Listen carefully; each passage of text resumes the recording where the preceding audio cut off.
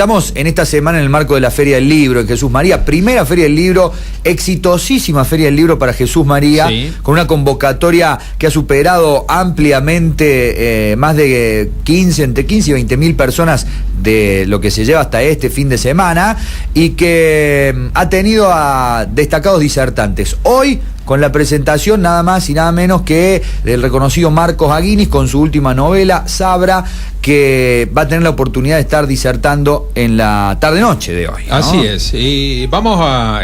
Creo que estamos en condiciones. Sí, ya lo podemos saludar. Un contacto telefónico con Marcos Aguinis, un poco para que nos cuente no solamente sobre esta novela, sino sobre algunas cosas que ha dicho la última semana, digamos, y que han generado, obviamente, repercusión, digamos, tanto en los medios que pueden ser calificados opositores como en los medios que son calificados oficialistas. También se han tomado de algunas cosas que Marcos dijo para, de alguna manera, reforzar algo que seguramente no ha sido la intención de él reforzar. Bueno, Marcos, Alejandro Bustos, Claudio Minoldo, los saludan desde Radio Jesús María. ¿Cómo le va?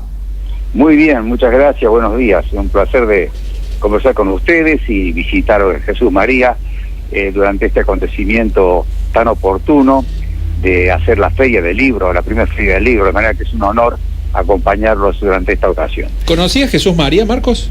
Sí, yo estuve en Jesús María hace unos años, creo que también para la presentación de uno de mis libros, sí, pero hace 2 años o 3 años estuve en Jesús María. Además conozco toda la zona porque yo pasé mis primeros 15 años de vida en Cruz del Eje.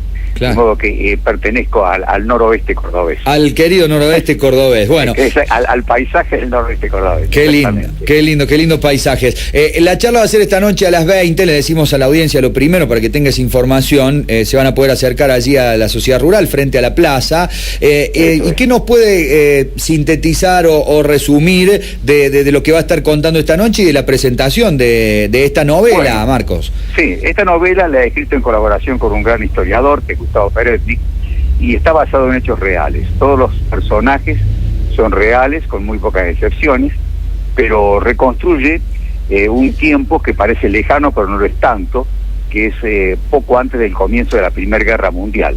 Ustedes saben que este año, 2014, se han cumplido exactamente un siglo del estallido de la Primera Guerra Mundial. Sí. Que fue cuando se produjo el asesinato del heredero del trono del Imperio Austrohúngaro en Sarajevo, y que dio lugar a esa Primera Guerra Mundial de una extraordinaria crueldad y que marcó muchas características del siglo XX. El siglo XX fue el siglo más corto, como dicen muchos historiadores, porque en verdad comenzó en 1914 con la Guerra Mundial y terminó también antes de tiempo cuando cayó el muro de Berlín. Claro. Pero ese siglo tan corto, sin embargo, fue extremadamente sanguinario y cruel. Pero se debe básicamente a lo que ocurrió en la Primera Guerra Mundial, que es un acontecimiento que curiosamente, fíjense ustedes, curiosamente en Argentina no se le dio mucha importancia. Yo no recuerdo películas ni publicaciones especiales sobre ese acontecimiento, que significó la caída de 4 grandes imperios en Europa, la Revolución Rusa, el genocidio armenio, el primer gran genocidio de la historia humana, el uso de armas de destrucción masiva, como por ejemplo los lanzallamas, o la utilización de los gases venenosos como el gas sarín.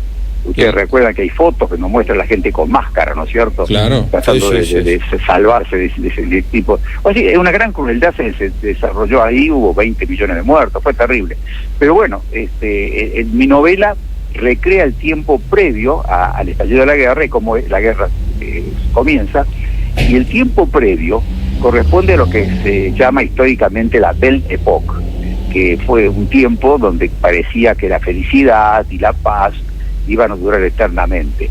Y también una época de grandes renovaciones artísticas.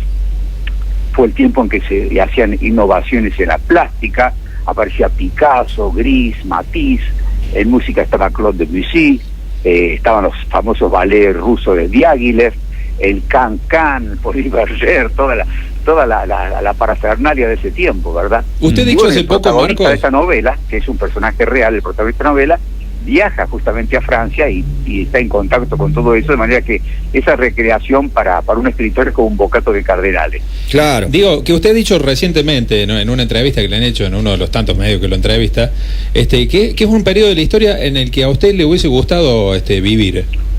Sí, exactamente. Que si le dicen elegir un momento de la historia en el que vivir, usted elegiría la Belle Époque. Sí, exactamente, porque era un tiempo en que parecía, se tenía la ilusión los seres humanos vivimos también con ilusiones, ¿verdad? Tenía la ilusión de que la paz y que la confraternidad ya estaba asegurada, que el mundo había entrado en una etapa de racionalidad, que se respetaban los derechos humanos en serio, que se respetaban las diferencias, que había tolerancia religiosa, y por otro lado se hacían experimentos muy inteligentes y muy audaces en materia artística. De modo que es un tiempo maravilloso, de veras. Pero claro, ese tiempo maravilloso estalló de golpe cuando se produjo ese asesinato en Sarajevo, y que bueno, llegó a las consecuencias que le mencioné recién. Y ahora, sintetizando o anticipando algo de esta definición, porque el libro tiene, además del nombre, sabrá, solo contra un imperio. Absalón Feinberg, que es el protagonista. ¿Por qué él solo contra un imperio? Así como bueno, porque él en su adolescencia organizó un grupo, fue el que tomó la iniciativa de organizar un grupo para rebelarse contra el dominio del Imperio Otomano. El Imperio Otomano era uno de los grandes imperios de esa época y extendía su dominio de lo que es actualmente Yugoslavia, todo el Medio Oriente, Arabia y el norte de África. Era un imperio que tenía ya 5 siglos de duración y que se había ido degenerando, porque al principio era un imperio que tenía ciertas tolerancias, cierta apertura, pero después comenzó a desarrollarse una xenofobia contra todo lo diferente, y por eso ese odio contra los armenios, que eran cristianos, o contra los griegos, o contra los judíos, y entonces ese imperio otomano opresivo, que parecía que no iba a poder desaparecer nunca, es producto de una rebelión, y lo hacen estos jóvenes encabezados por un adolescente, que es este Absalón Feinberg. Claro. Y este Absalón Feinberg era realmente como un loco, un delirante, pero que lograba convencer porque tenía una gran capacidad de seducción, y formó un grupo de espías que colaboró con las tropas libertadoras que fueron derribando el imperio. No se olvide que es coetáneo a Lawrence de Arabia.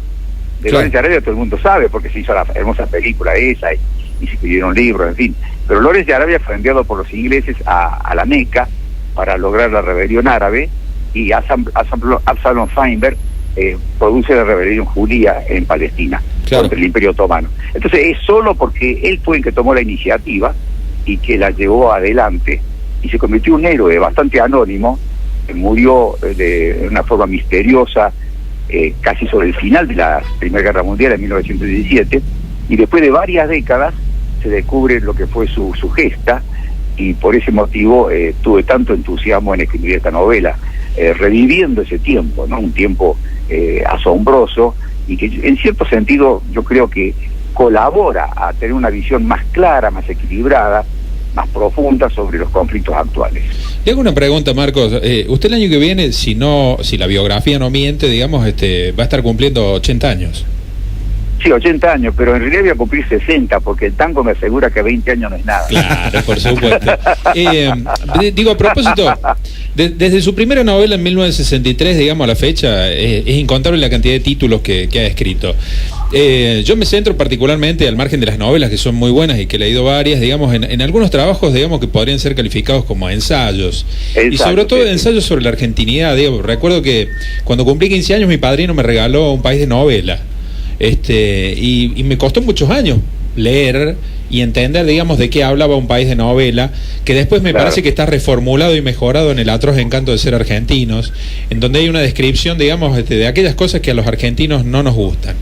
En todo este tiempo, Marcos, si uno analiza su discurso, como que en los últimos años, digamos, ha dejado de tener tanto remilgo a la hora de decir las cosas que hay que decir, digamos. Ha pasado a ser más literal que utilizar otros recursos de la palabra, digamos, a veces como para esconder.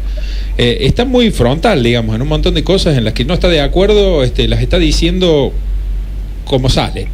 Y esto, bueno, yo creo que le pregunto si tiene que ver con el tema de que a una edad uno deja de tener ya ningún tipo de expectativa respecto de lo que dirán, respecto de cómo uno lo dice, ¿o no? Claro.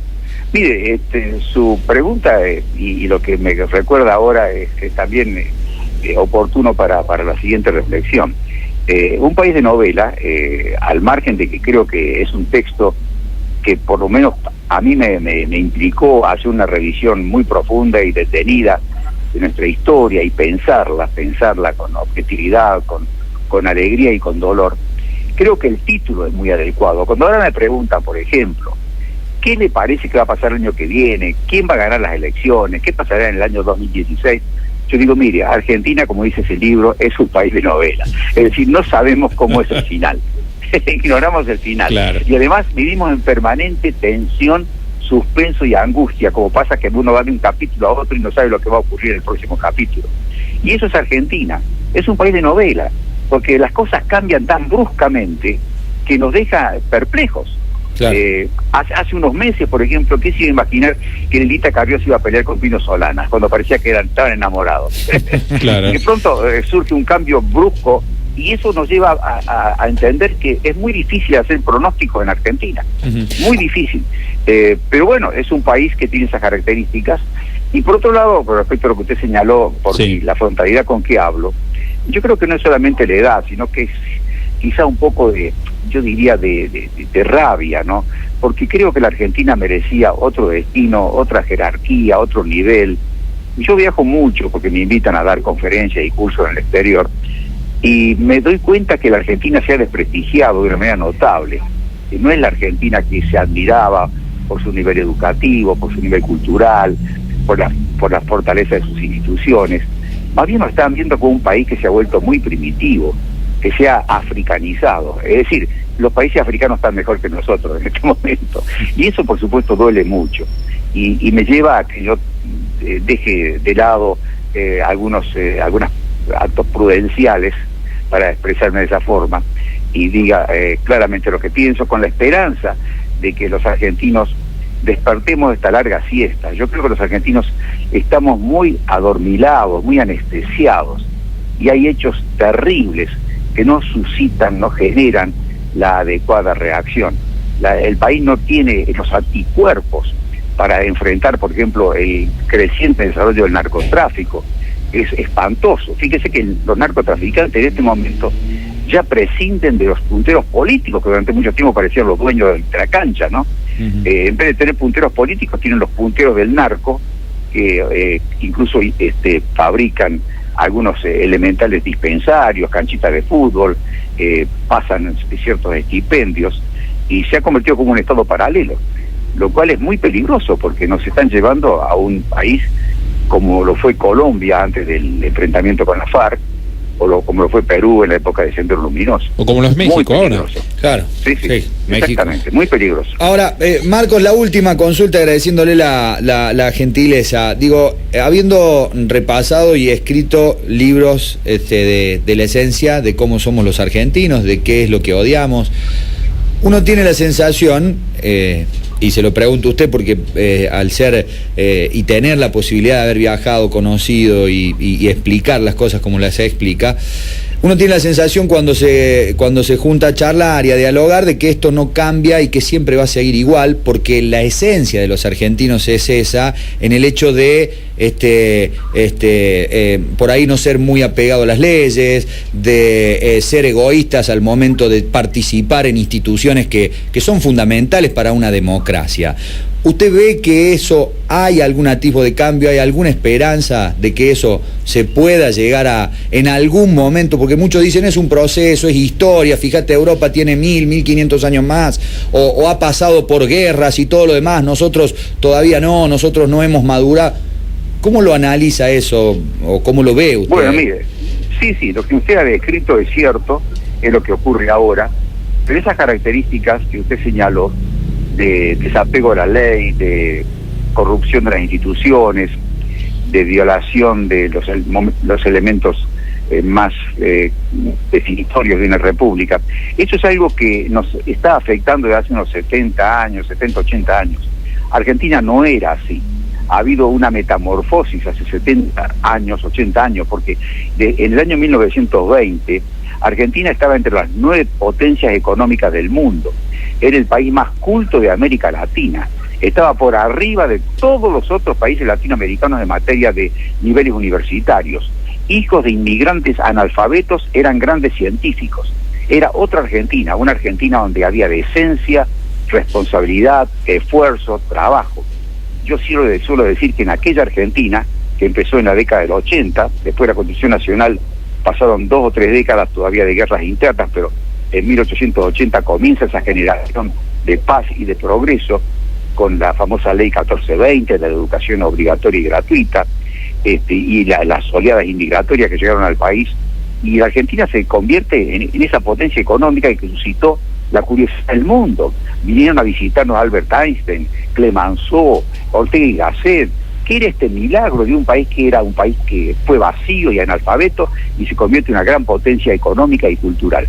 Esto en la Argentina duró hasta el golpe de 1930, donde entra a tallar acá una tendencia de carácter fascista, y eso paulatinamente se fue incorporando a nuestra sociedad, y los pilares de aquel tiempo, que eran el trabajo, el esfuerzo y la decencia, fueron sustituidos por los pilares de la mendicidad, el facilismo y la corrupción.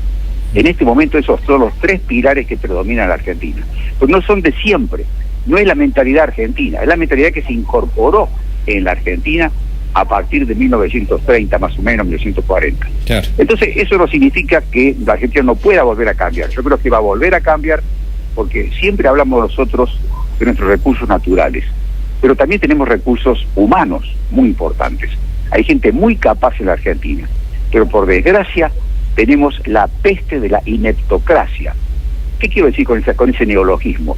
La ineptocracia es lo que actualmente predomina en el país, porque se colocan en cargos importantes a gente inepta pero leal. Y eso tiene que cambiar, hay que poner gente capaz, y la tenemos. Pero esto es lo que necesita la Argentina tomar en consideración, y como le dije recién, despertar de su siesta, de su especie de anestesia, y pregar de forma firme, de forma, yo diría, apasionada, por hacer de la Argentina lo que la Argentina puede realmente ser. Marcos, es un verdadero placer charlar, y bueno, nos reencontraremos esta noche. Están todos invitados allí al Salón de la Sociedad Rural a partir de la hora 20. Gracias por estos minutos y un abrazo grande desde Radio Jesús María. Gracias a ustedes y nos vemos esta noche. Hasta luego. Ahí está Marcos Aguini. Bueno, algunos conceptos, hablando un poco de actualidad, pero sí, la verdad es interesante siempre escucharlo, ¿no? Digo, esto lo de la ineptocracia. Es una buena... Si uno empieza a poner la vara en los lugares donde lo tiene que poner... No, pero no te vayas acá. O sea, empezá desde municipio para arriba. No, por eso digo, a ver... Gente inepta, pero leal. Es una muy buena definición. La verdad que...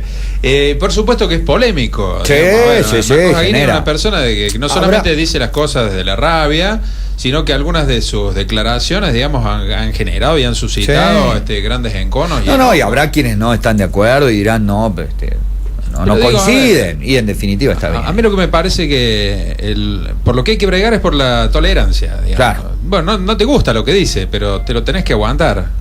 Como seguramente lo que decimos nosotros a mucha gente no le gusta. Totalmente. Vamos a hacer una pausita, 11 de la mañana con 42 minutos. Ya nos anticipa Claudio sobre